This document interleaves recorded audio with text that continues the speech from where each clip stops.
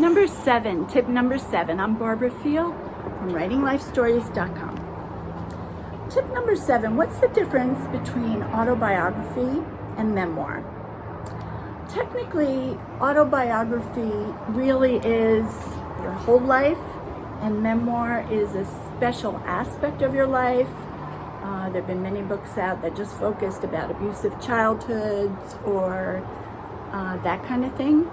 But for my class, writinglifestories.com, I teach you through a guided methodology, and really you're going to write your whole story.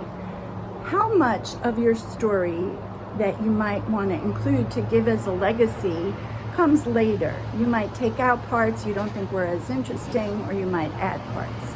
But by and large, we write your whole life story, and I help guide you because I know it seems overwhelming. That's the difference between autobiography and memoir. I just call it memoir.